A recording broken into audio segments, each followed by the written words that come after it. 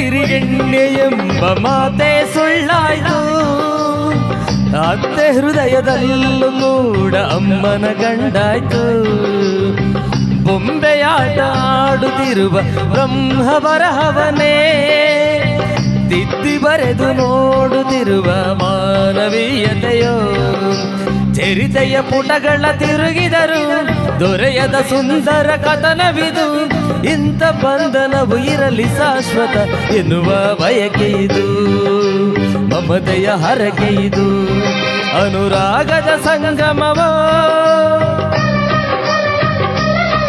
ಅನುಬಂಧದ ಸಂಭ್ರಮವೋ. ಎರಡು ಹೃದಯಗಳು ಬೆರೆತು ಬಾಳುವ ಮಧುರ ಮಹೋತ್ಸವವೋ. ಮಂಗಳಕರ ಕ್ಷಣವೋ. ಓ